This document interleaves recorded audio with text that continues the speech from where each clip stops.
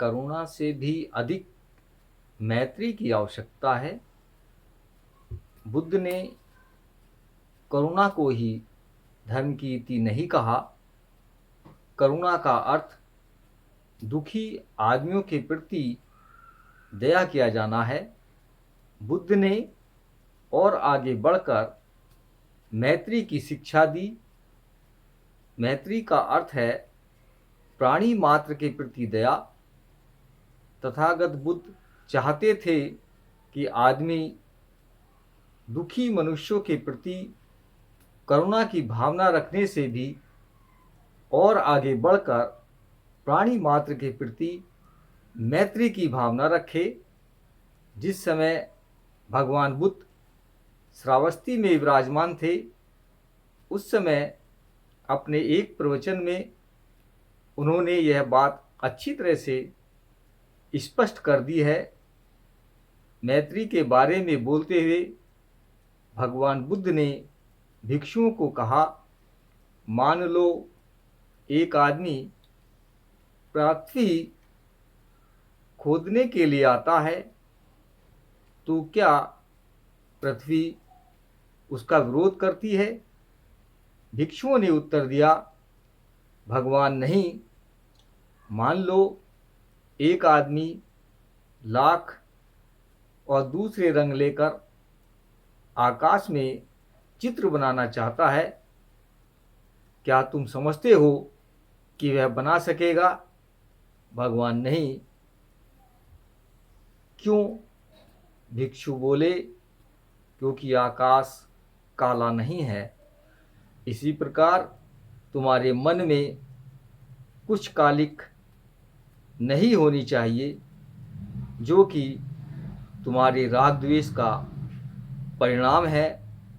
मान लो एक आदमी जलती हुई मशाल लेकर गंगा नदी में आग लगाने आता है, तो क्या वह आग लगा सकेगा?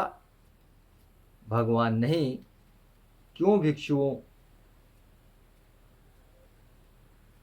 भिक्षुओं ने उत्तर दिया, क्योंकि गंगा जल में जलने का गुण नहीं है।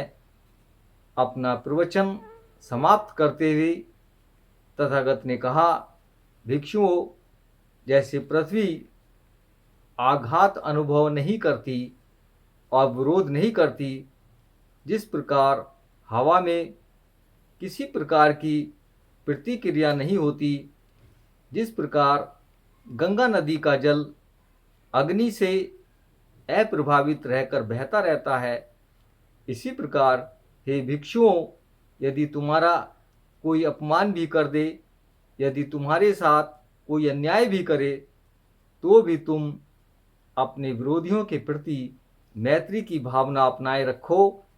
भिक्षुओं, मैत्री की धारा हमेशा प्रभावित रहनी चाहिए। तुम्हारा मन पृथ्वी की तरह दृढ़ हो, वायु की तरह स्वच्छ हो और गंगा नदी की तरह गंभीर हो। यदि तुम मैत्री का अभ्यास रखोगे, तो कोई तुम्हारे साथ कैसा भी अप्रीतिकर व्यवहार करे, तुम्हारा चित्त विचलित नहीं होगा, क्योंकि विरोधी लोग शीघ्र ही थक जाएंगे। तुम्हारी मैत्री विश्व की तरह व्यापक होनी चाहिए। तुम्हारी भावनाएं असीम होनी चाहिए। अपने प्रवचन में भगवान बुद्ध ने एक कथा सुनाई जो याद रखने लायक है। अश्वलायन सुत्त मध्यम निकाय से ली गई है। एक समय श्रावस्ती में विदेशिका नाम की एक संपन्न स्त्री रहती थी, जिसकी ख्याति थी कि वह सुशील है, बड़ी शांत है। उसकी एक नौकरानी थी जिसका नाम काली था, बड़ी दक्ष, बहुत सुबह उठकर अपना काम करने वाली। एक दिन काली ने सोचा, क्या मेरी मालकिन को, जिसकी इतनी ख्याति है, क्रोध आता ही नहीं, वह अपना क्रोध प्रकट नहीं करती, अथवा मैं अपना काम इतनी अच्छी तरह करती हूँ कि उसका क्रोध अप्रकट रहता है। इसलिए दूसरे दिन वह विलंब से उठी मालकिन बोली, काली काली। लड़की बोली, हाँ मालकिन, तू इतनी देर करके क्यों उठी? मालकिन, कुछ बात नहीं। दुष्ट लड़की कहती है, कुछ बात नहीं। कहते हुए मालकिन गुस्से के मारे धुतवाने लगी।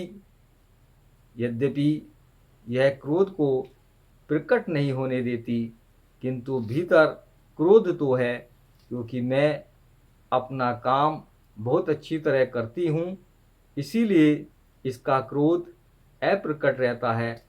मैं इसकी और परीक्षा करूँगी। लड़की ने सोचा, इसलिए दूसरे दिन वह और भी अधिक देर करके उठी। मालकिन बोली, काली काली। उत्तर दिया, हाँ मालकिन, तू इतनी देर करके क्यों उठी? मालकिन, कुछ बात नहीं है। दुष्ट लड़की कहती है, कुछ बात नहीं। कहते हुए मालकिन और भी अधिक भिनभिनाई, हाँ, क्रोध तो निश्चित रूप से है, लेकिन क्योंकि मैं अपना काम अच्छी तरह से करती हूँ, इसलिए वह अप्रकट रहता है।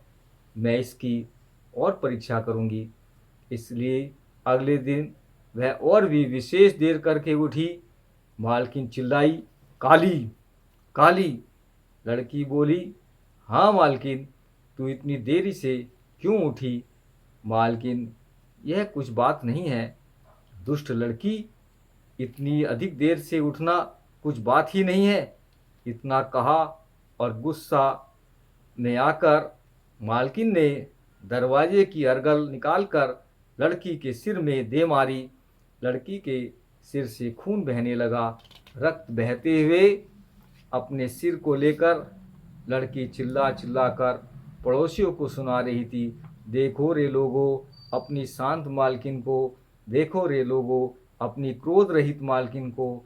इतनी सी बात पर कि उसका काम करने वाली लड़की देर से उठी, वह मालकिन क्रोध से इतनी पागल हो गई कि दरवाजे की अर्गल निकालकर मेरे सिर में दे मारी और मेरे सिर को फोड़ दिया। परिणाम स्वरूप विदेशिका मशहूर हो गई कि वह बड़ी अशांत है, बड़े क्रोधी स्वभाव की है, शांत और विनम्र तो है ही नहीं।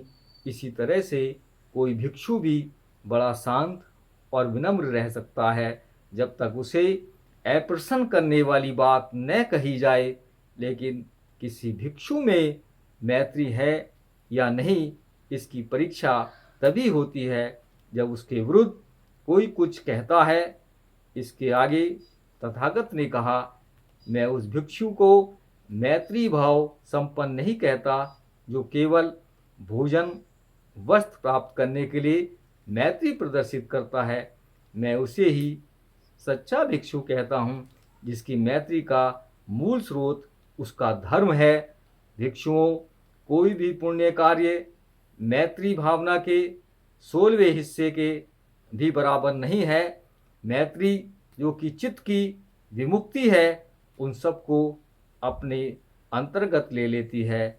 यह प्रकाशवान होती है, यह प्रदीप्त होती है, यह प्रज्वलित होती है। इसी प्रकार भिक्षुओं जैसे सभी तारों का प्रकाश मिलकर भी अकेले चंद्रमा के प्रकाश के 16वें हिस्से के भी बराबर नहीं। चंद्रमा का प्रकाश प्रकाशमान होता है, प्रदीप्त होता है, प्रज्वलित होता है। इसी प्रकार भिक्षुओं, कोई भी पुण्य कर्म मैत्री भावना के 16वें हिस्से के भी बराबर नहीं है।